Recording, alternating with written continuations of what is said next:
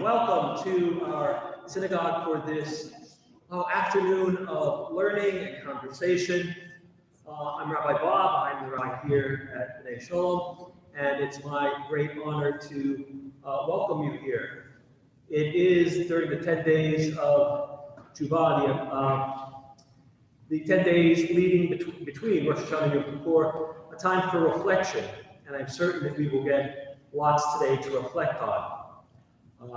I will be turning this over to Linda Klein in a moment, but I want to start us off with a bracha. The first time we do something anytime, whether it's put on a new pair of socks, a new shirt, eat a new kind of fruit.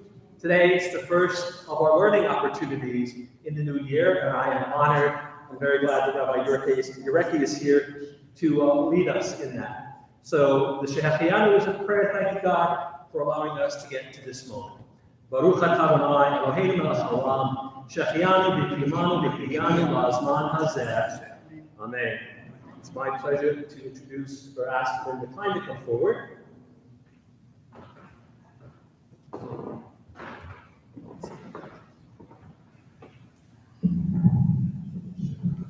There we go. On behalf of the Federated Jewish Charities of Huntington, I welcome everyone here for our annual fundraiser and to honor Rabbi Victor Yurecki of B'nai Jacob Synagogue in Charleston, West Virginia. It has been my pleasure to work with Rabbi Yurecki in attendance at the policy conference for the American Israel Political Affairs Committee. He has been the rabbi at B'nai Jacob for coming on 39 years. Gosh, my Lord, they must really like him up there. He has been a well-involved community activist for interfaith relations, for immigrant and refugee issues in education, and a super Legos fan. It is my pleasure to welcome him to speak to us today. Rabbi Victor Yurecki.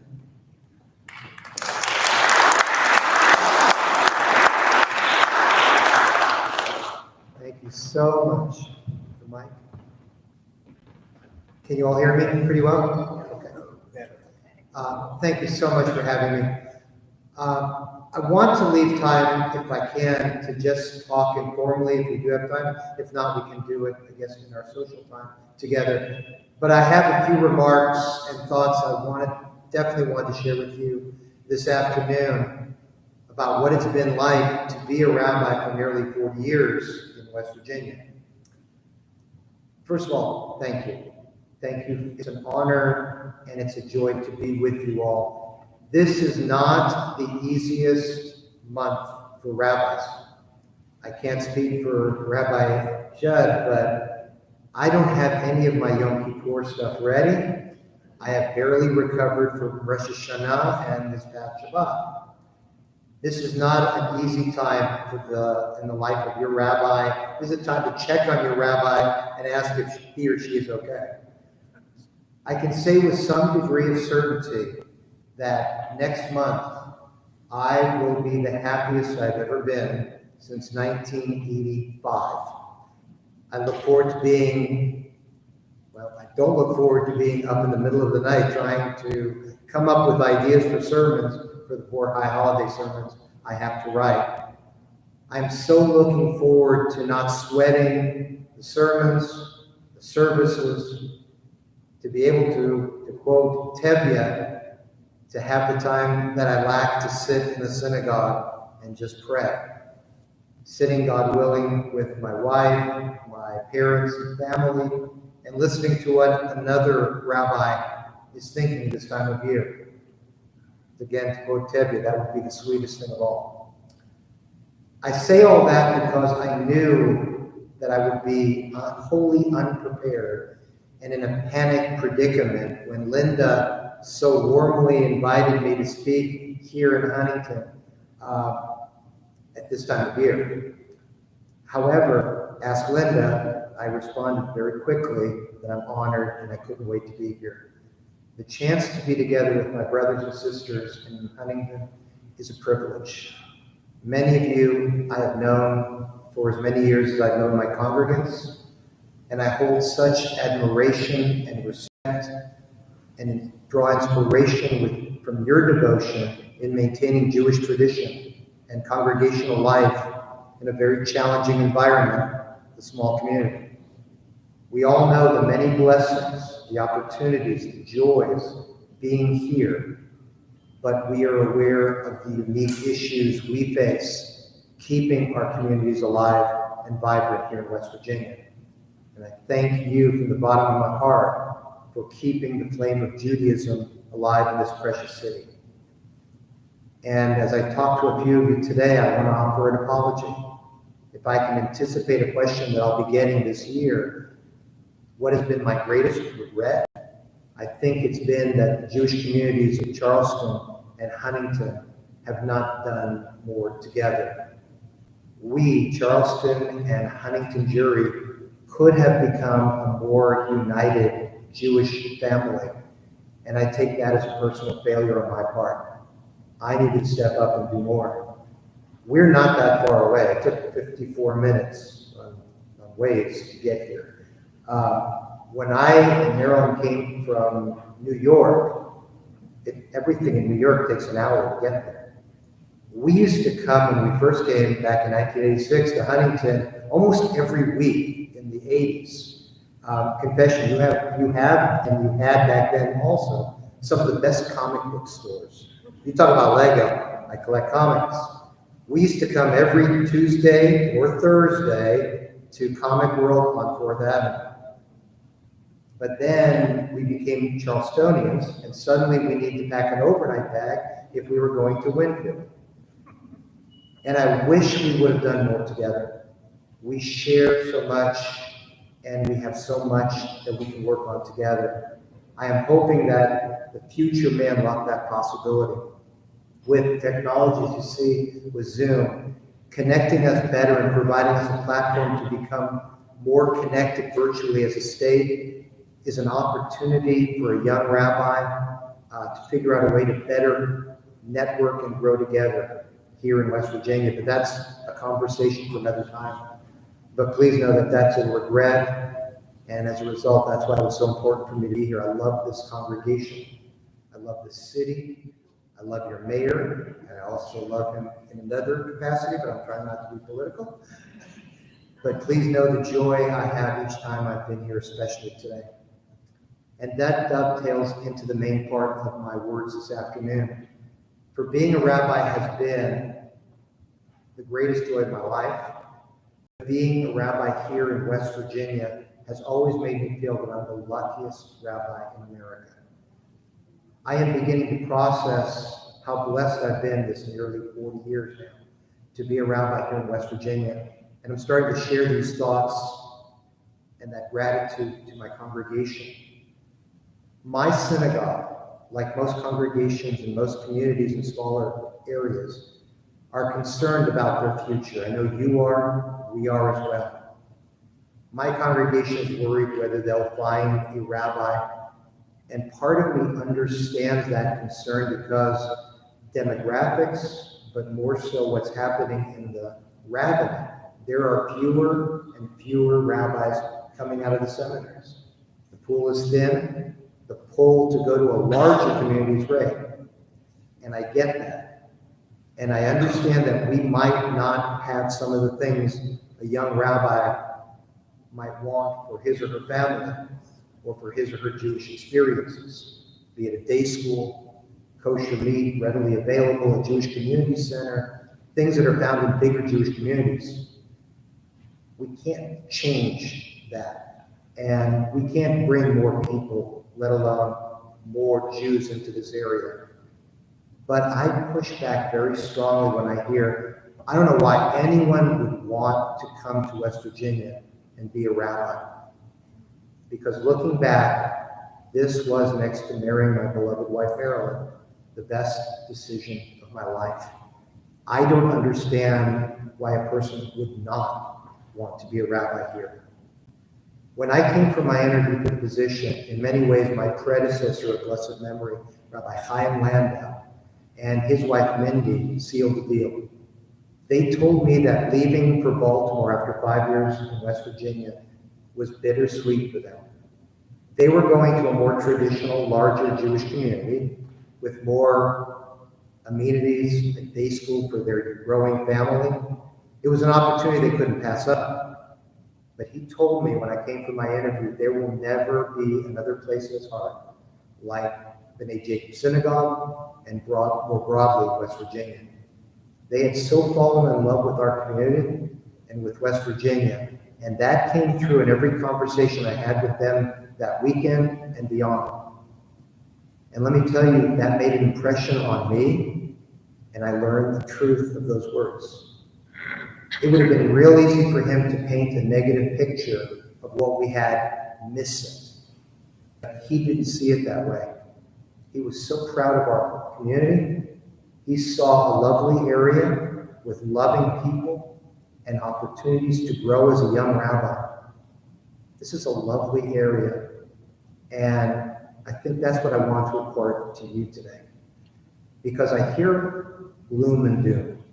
I hear about your small communities, our state is in serious decline, numerically shrinking. We see that in Charleston, we see that in Huntington. We don't have the enticements of bigger Jewish communities. And while I can't predict the number of rabbinical applicants for our synagogue, let me tell you, any rabbi, especially a young rabbi, would want to start, would want to beg to come to an interview in West Virginia. The opportunity to be a rabbi in a small community and in West Virginia is a blessing and a chance of a lifetime. Because what's it been like for me to be a rabbi here? It's the blessing of serving a small Jewish community. To serve a small synagogue that works hard like you to ferociously maintain a daily presence, supports your rabbi whenever he or she tries something to bring new people, no matter how crazy of an idea. And trust me, I had some crazy ideas. Allow a rabbi like me to be faithful to the traditions we were taught, but at the same time, grow and learn to do new things. A small community allows you to be true to yourself, make mistakes, grow, stumble, and get up and try again. I tell you, that doesn't happen in big cities. That's a difficult world. Here, it's a blessing. It's a community I've discovered that wants you to grow, wants you to try new things, will cheer when you do, and will pick you up when you fall.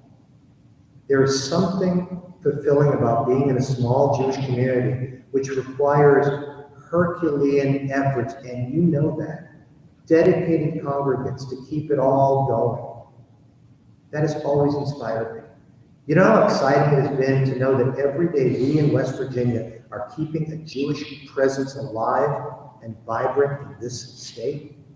Every day we had a morning service or an evening service or a service that people in larger Jewish communities either took for granted or don't always have, despite their numbers. I always looked at that as a win. It has been joyous to know we were doing it in a community no one thought it was possible. You know the thrill you have, or the thrill I had, when we have visitors, fill in the blank in which city, coming to our services, staying for our breakfast, and telling us, wow, what you have is amazing. I didn't expect that here. The thrill of creating a service or an event for a holiday, and then see how many come, and then do the math, and realize how many that translates if our congregation had 500 families. We had a casual Sabbath dinner Friday night, and Mark, Marilyn were there, and Marilyn put it on. I just looked pretty. Our new social hall was packed. I mean, with people that weren't there on Rosh Hashanah day 1 or Rosh Hashanah day 2. When you realize in a given week you have different programs, you have a minyan, a prayer service, Shabbat service, Sunday school, Hebrew school, Torah, Talmud class, church league basketball, conversion classes, what Mark would call the turnstile Jewish members. The percentage of engagement in a small community is breathtaking. I mean, do you realize how fulfilling it is keeping our community active Jewishly each and every day? I mean, it's hard, of course it is. But in a big city, lots of rabbis are all doing it, taking it for granted because there's a lot of Jews out there.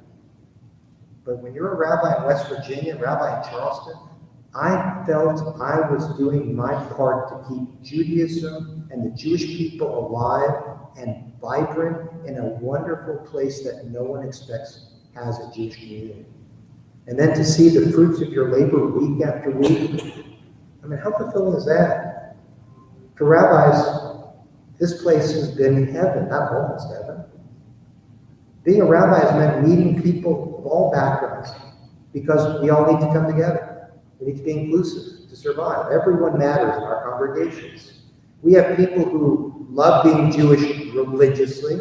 We have people who are proud of being Jewish culturally. We have people who are proud of just the Jewish history and experience and want to be a part of it and share it with their families. We have people that are not religious at all, but want to be associated with the Jewish community to maintain heritage. People who are not even Jewish, but their families are, and they want to support us.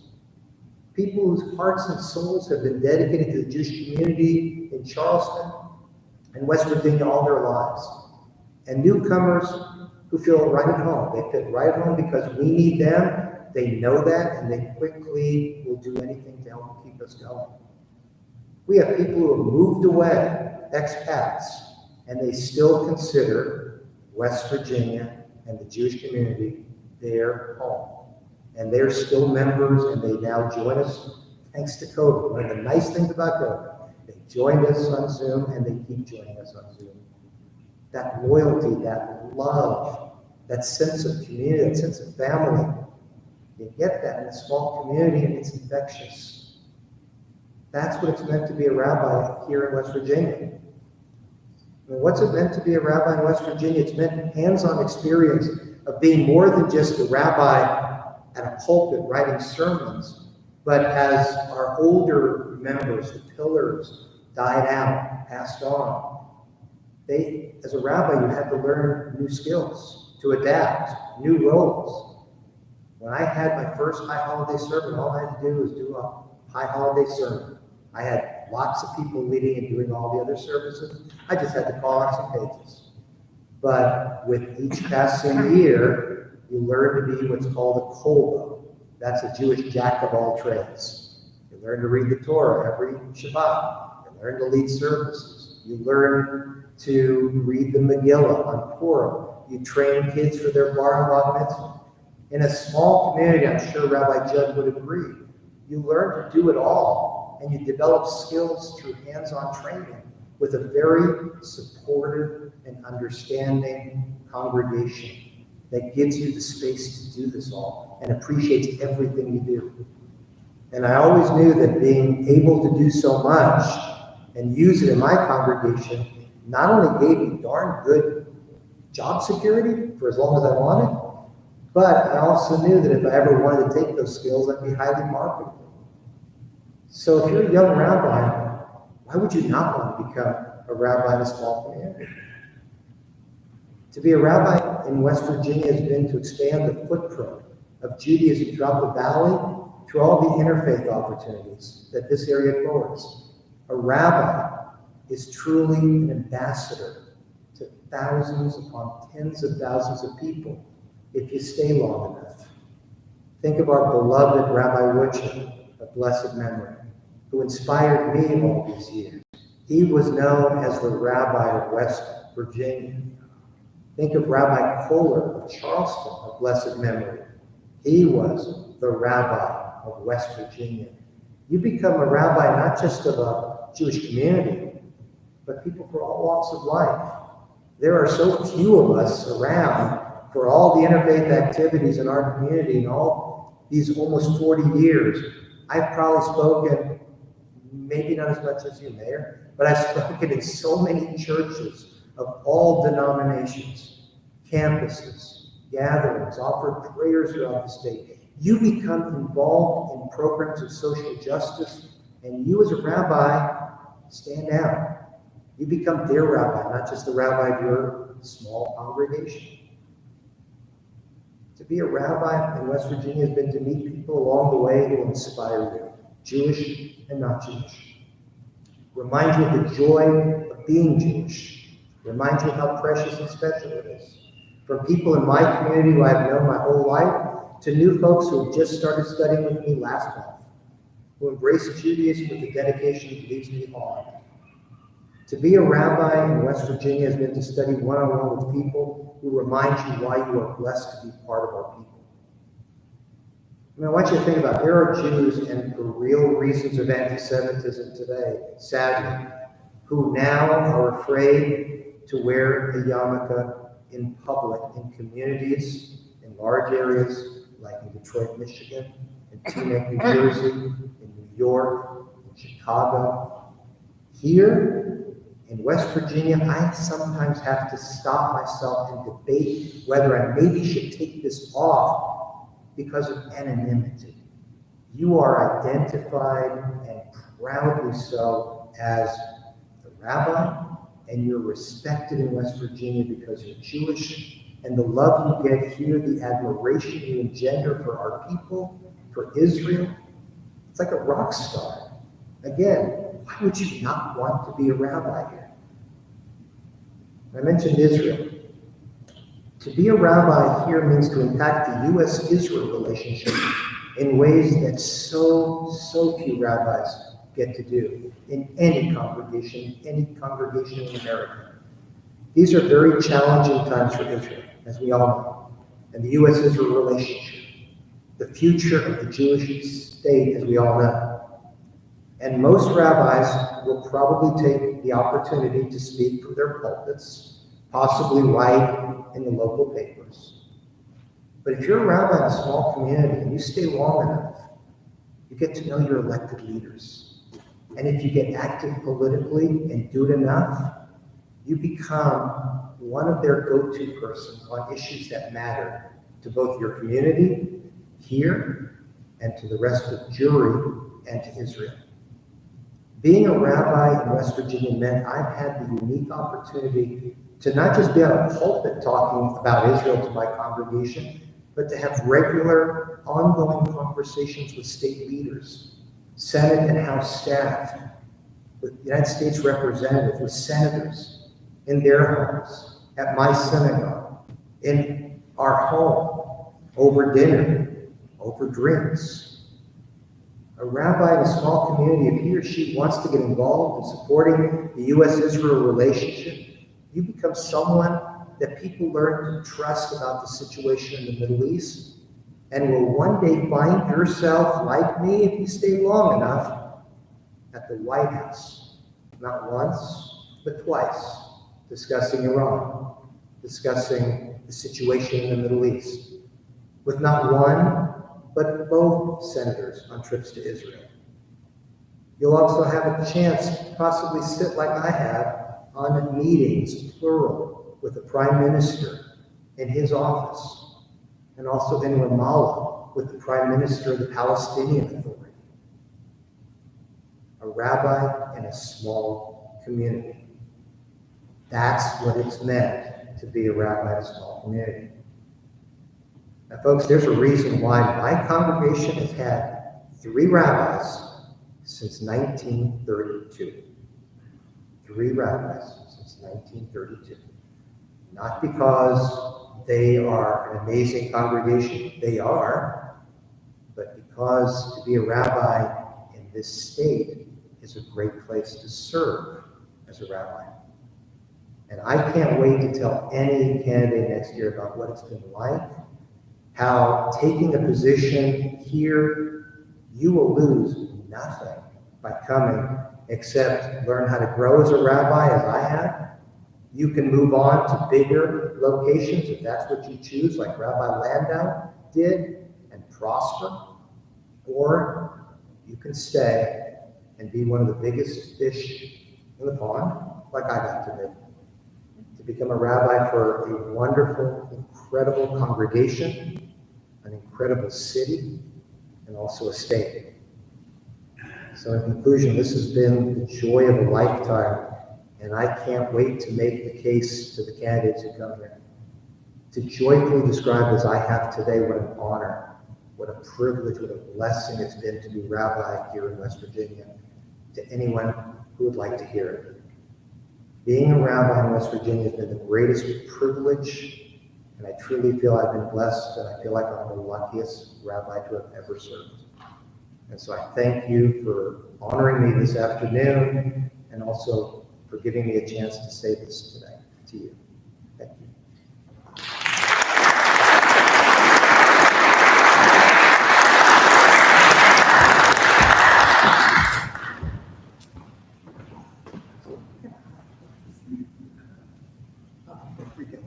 Thank you, Rabbi, so much. I want to tell just a little anecdote of going to policy conference at APAC. Not necessarily with you, although going with you we had the best time.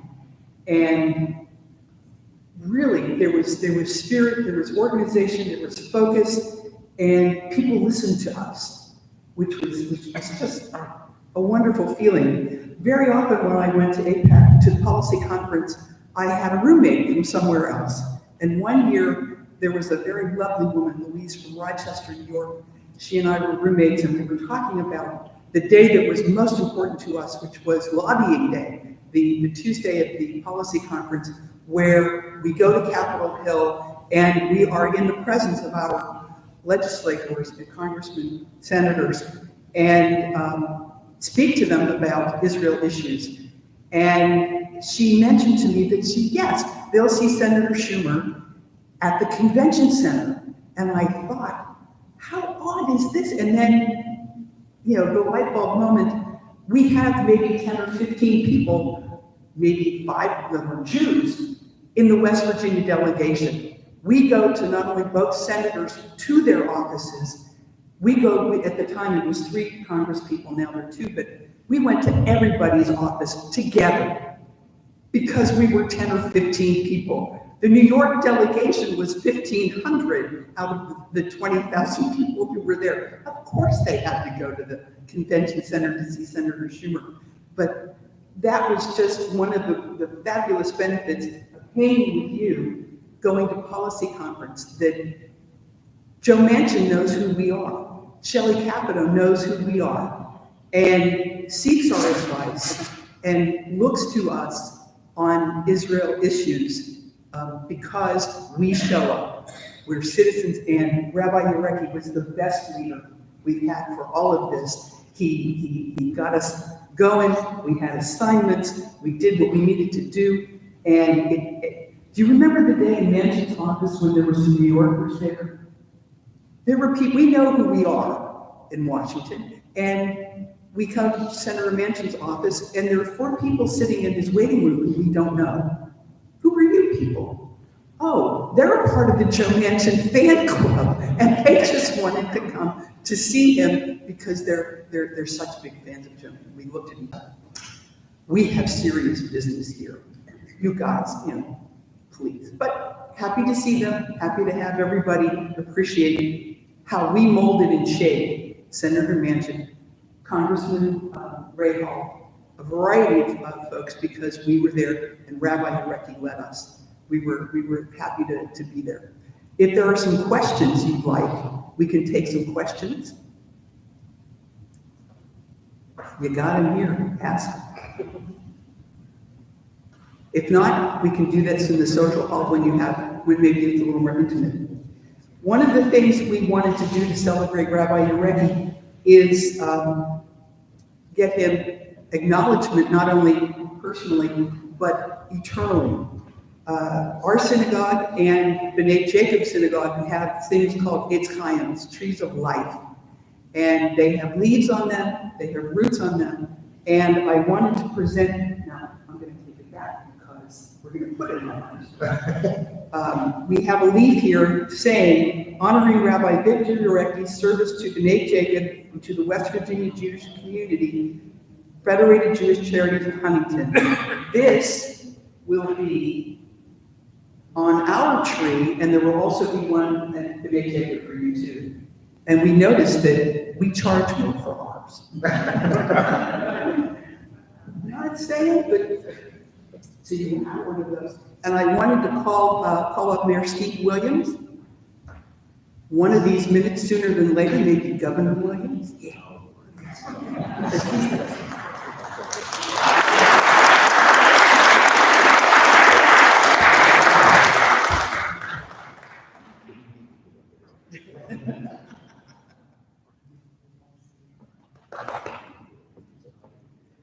It is an honor to be here. You mentioned earlier going to churches, and maybe not as many as I have.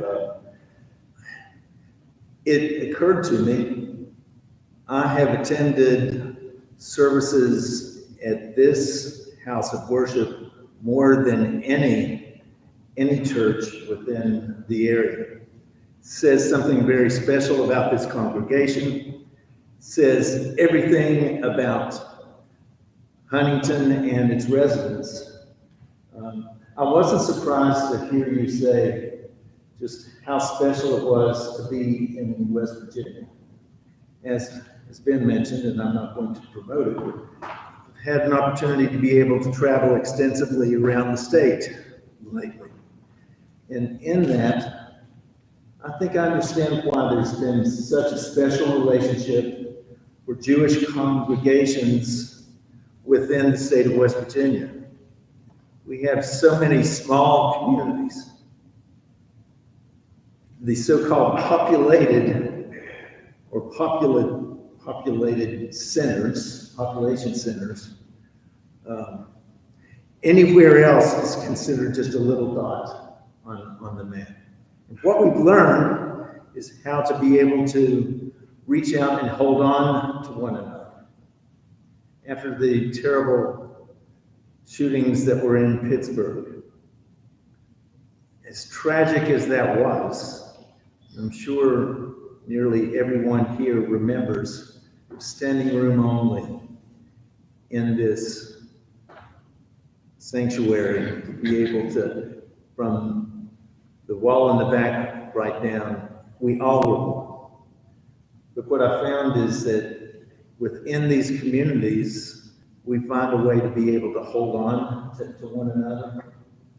And as a result of that, that's why the Jewish community, the Jewish congregations are so important in every one of our communities. So it doesn't surprise me at all. It is the nature of our state, and that's the blessing of our state.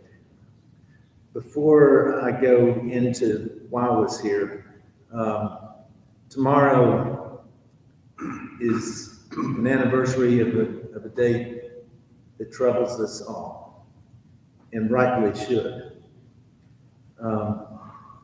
And we have to be able to show that we stand together in every way possible, even if it's just quietly, just to be able to demonstrate where our hearts are and where our minds are, and that our prayers are with those families who lost tragically, meaninglessly, their families' lives, and those that are still being held hostage. We pray that they are able to be released alive. But we also know that there is ongoing conflict, and others of other faiths and traditions are being impacted as well. Tomorrow, we will be raising the Israeli flag over City Hall.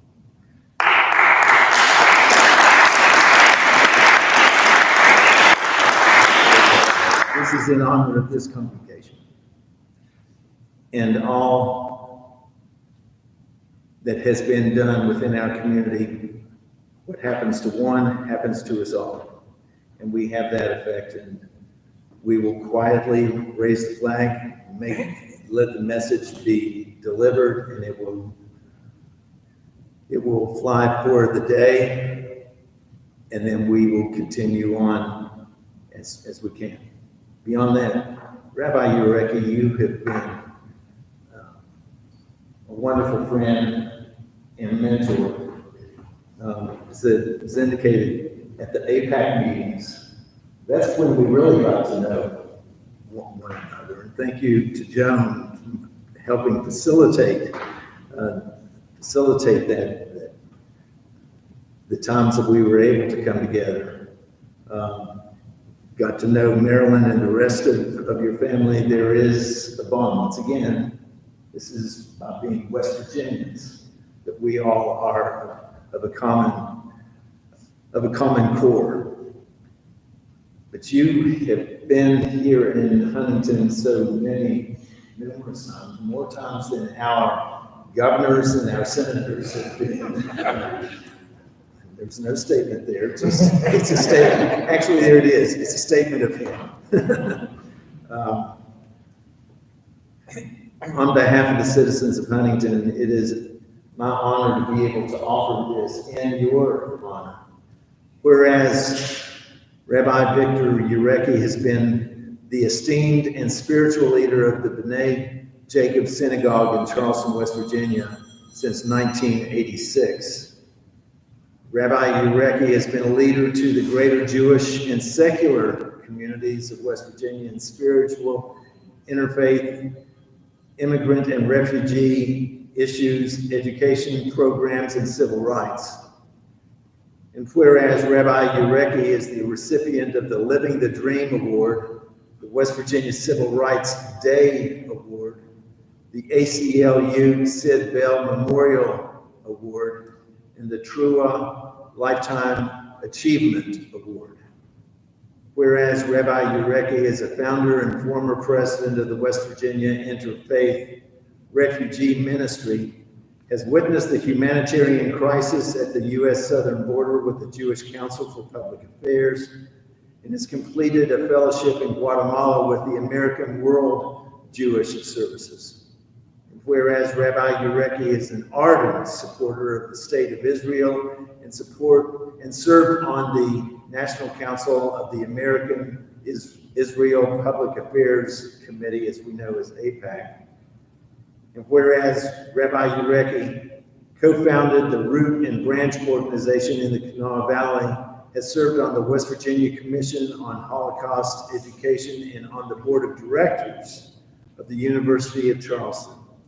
And whereas Rabbi Ureki writes frequently for the Charleston Gazette-Mail and social media about religious tolerance, immigration, and refugee issues.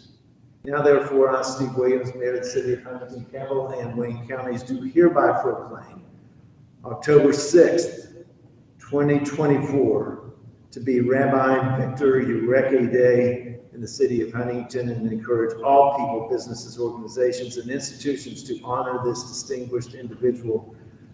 Rabbi Victor, you have touched our hearts, you have lifted our souls, and made us better people. Thank you.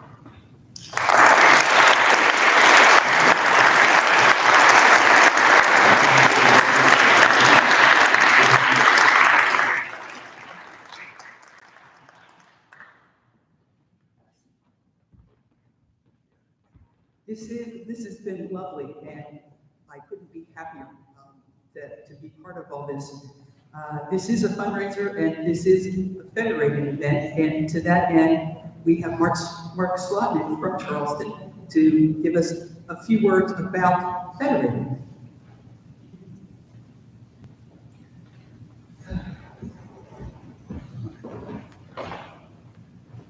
I don't know how I can follow all of that, especially I can't follow the mayor. It's very difficult. I'm here in really two hats. I'm wearing one hat as I'm president of the Federated Jewish Charities of Charleston, and I'm here to join your community and to echo those remarks that Rabbi said, and also my conversation with Joan earlier about how we need to get our two communities together. It's not that far. It is, as Rabbi said, it is 54 minutes. And we from Charleston do not think we can cross that border. And we have to stay overnight if we do that. So, but we definitely need to do that. And I look forward to those opportunities in the upcoming years to bring our communities together, both from Federated standpoint and the Jewish community standpoint. My second hat is I am also an advisory board member for Jewish Federations of North America, for network communities. I'm here. Ed Finkel would normally be here, and he ended up with a very, very busy week and is unable to be here, so I'm here in his stead. The Jewish Federations of North America network of communities is a cohort of 300 smaller Jewish communities serving and supporting 250,000 Jews, sustaining and strengthening Jewish community life in communities like ours. Each may be a small community by themselves, but together as one, we have great impact, raising critical funds for needs at home, in the U.S., and globally, $6 million in 2023. On behalf of Jewish Federations of North America, we are grateful to Huntington Federated Jewish Charities. We're grateful to your leadership, Linda, David, Joan, and everybody that's attended. It's just such a great crowd and have attended this afternoon. Before I continue with those official remarks, I would be remiss in not recognizing your honoree and my dear friend, Rabbi Victor Yurecki. Upon my arrival in Charleston in 1991, Rabbi Yurecki has not only been my mentor, but my colleague in the local and national Jewish community, whether it was involvement in Federated Jewish Charities, APAC, or the West Virginia Holocaust Education Commission, or consulting on the issues of the day with our local, state, and federal elected officials, or perhaps more importantly, our love of comics, superheroes, and Lego. Rabbi Yurecki has always been there for me, our community, the West Virginia Jewish community, as well as to provide crucial support to the National Front. I applaud all of you for taking this afternoon to recognize our rabbi, who may be missing his official duties next year, but we know he will be around to support our community. And I have the unfortunate task of leading that search committee next year. So, today is day 366 of Israel's war with Hamas following the October 7th massacre, and there are still 101 hostages remaining in captivity.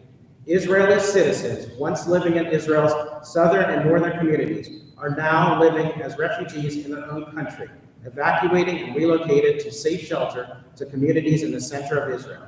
On October 11th, our Jewish Federation system announced a historical goal to raise $500 million for Operation Swords of Iron Israel Crisis Fund.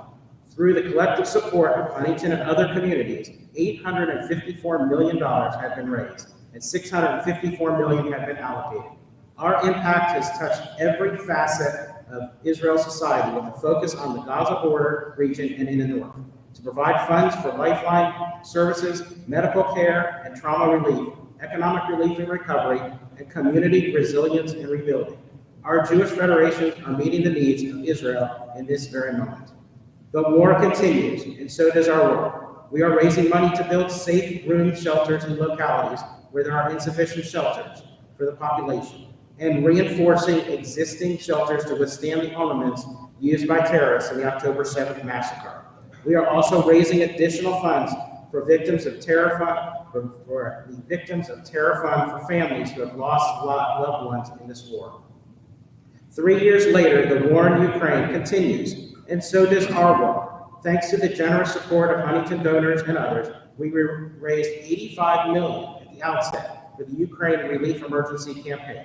However, additional funds are still needed to support those at risk in Ukraine and the refugees displaced across Europe and Israel. With the rise of anti-Semitism in this country, our Jewish federations have mobilized to defeat vast numbers of anti-Semitic and anti-Israel resolutions at the local government level across the U.S. Our Jewish Federation system has had to raise additional funds to assist victims of U.S. natural disasters this year across the country, and now we are mobilizing once again to assist the victims of Hurricane Helene. We have opened a national mailbox for critically needed donations to assist all those communities impacted in Florida, Georgia, South Carolina, North Carolina, and Tennessee. I would ask, as Linda, I'm sure, makes a pitch at some point in time, that you consider an additional gift for that particular fund. Together, we made a real difference in the lives of families, locally and globally, every age and stage. We give hope to the hopeless and serve as a voice to the voiceless, provide a community to those who are once alone. We do what we do for a reason, Tikkun Olam, repairing this broken world, one small act at a time. When the need is great, we are reminded that the strength of community is greater, today, tomorrow, and always. As one, we keep our global Jewish families connected, supported, and strong. As one, we stand in solidarity with Israel and Ukraine. As one, we speak out against hate and intolerance. As one, we combat the rise in anti-Semitism. As one, we protect our homes, schools, and synagogues. As one, we spark a lifelong passion for Jewish culture and traditions. This bright and hopeful future that Federated Jewish Charities of Huntington seeks cannot be achieved alone. We must build it together as one. Lashana Tova, thank you for allowing me to speak.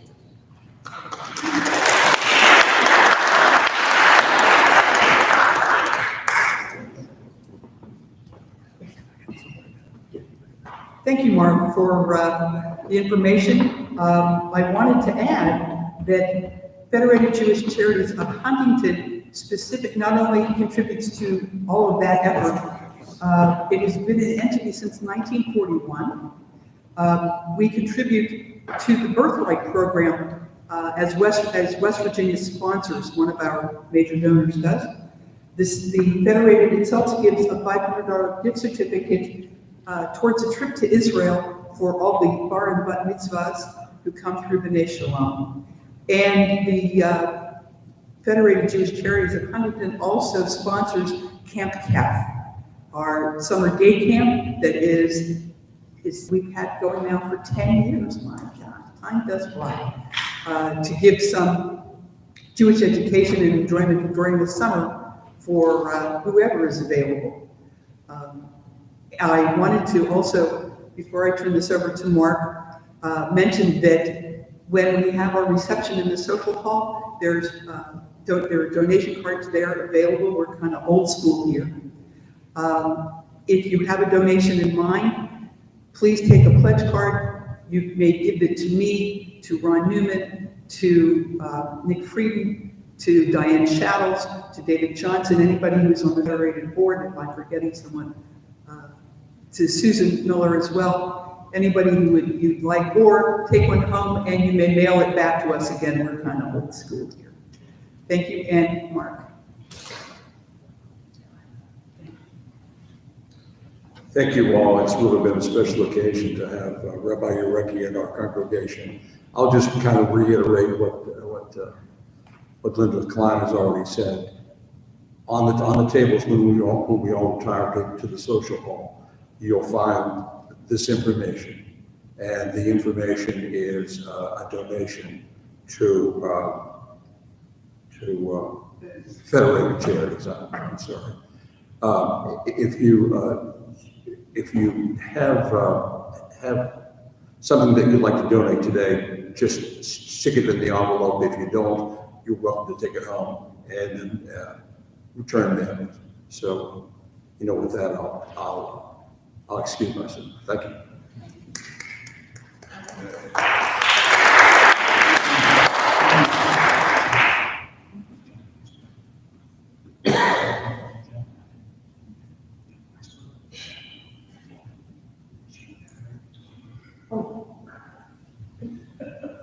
Yes, Mark reminded me that Joan Weisberg is on the Federated board too.